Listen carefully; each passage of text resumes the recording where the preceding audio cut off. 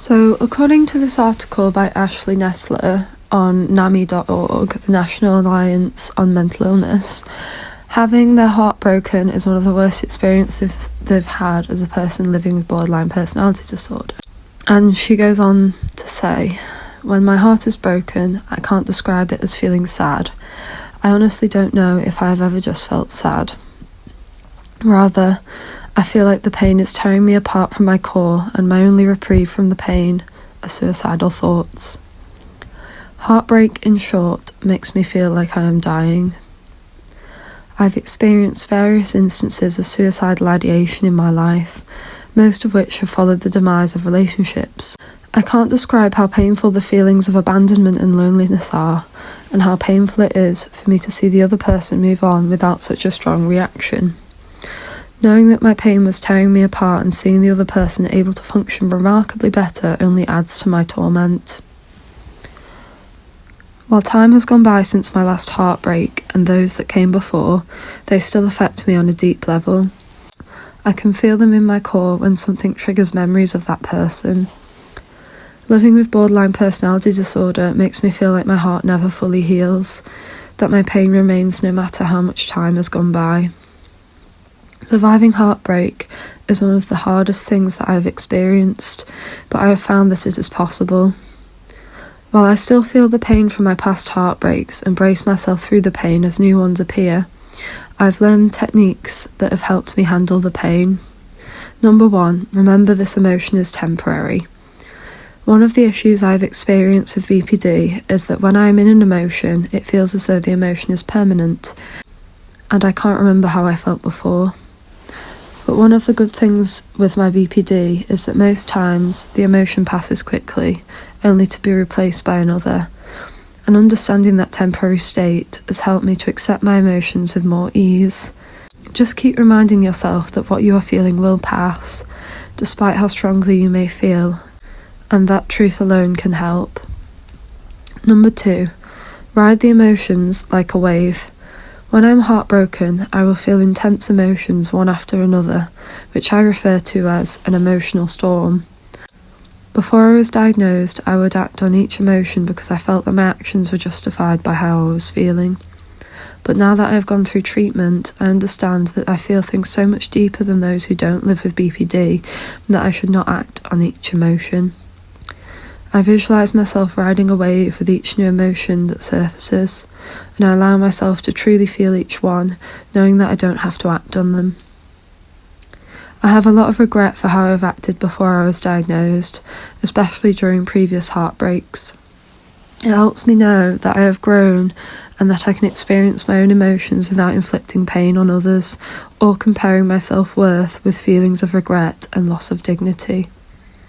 Number 3, don't expect others to feel as strongly as you feel.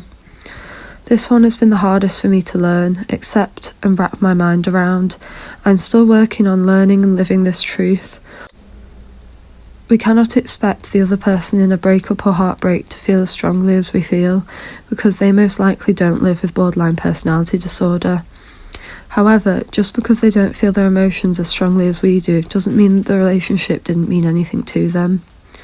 They are just processing the breakup or heartbreak in their own way, and that is okay. Just work on surfing your own emotions and don't assume anything about what the other person is feeling. Number 4, take a step back before reacting. This is also one of the hardest truths I am working on through trial and error. One thing about my experience with BPD is that it makes me want to react immediately without a second thought as to what the repercussions may be, which most of the time leads to me to feel self-hatred when I recall my actions.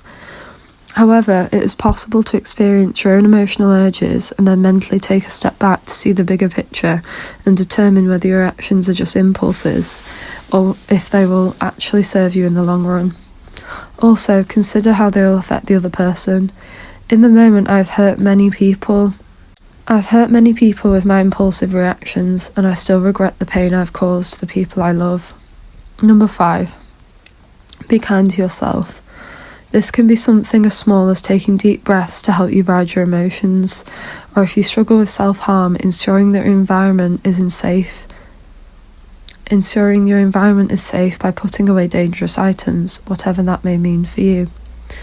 Just take some time to understand that you are feeling intense pain and that your emotions are valid, even though they are stronger than what others might be experiencing. Practice self-care by attending to yourself with self-love and keep reminding yourself that the pain you feel now will pass and become less frequent with time. One thing that has helped me is to create a safety plan for when I am in an emotional state. My safety plan has instructions for items I need to put away and specific actions I can take to feel better. Having this resource has helped me when my emotions have been so strong that I have a tough time processing my thoughts on my own. Affirmations have also been a huge help for me, such as, my emotions are valid, I am allowed to embrace my pain, I deserve my own love and affection, this is tough but so am I, this too shall pass. Heartbreak is one of the most painful things I have experienced, but over time I've learned how to cope with my emotions and come through stronger and better able to handle whatever comes my way. I've found that there is hope even when I have felt hopeless. Nestler, MSW, is a survivor of schizoaffective disorder, quiet borderline personality disorder, fibromyalgia, bulimia nervosa, obsessive compulsive disorder, and complex PTSD. Ashley is an educator on borderline personality disorder and the creator of Releasing the Phoenix and the Ignite and Rise of Academy. NAMI.org is a wonderful blog, and I have a friend who actually runs NAMI on campus for university. It helps a lot of people, and I would 100% recommend working with them. I hope this information has been useful to you, and thank you very much for coming to my crazy space. Bye bye.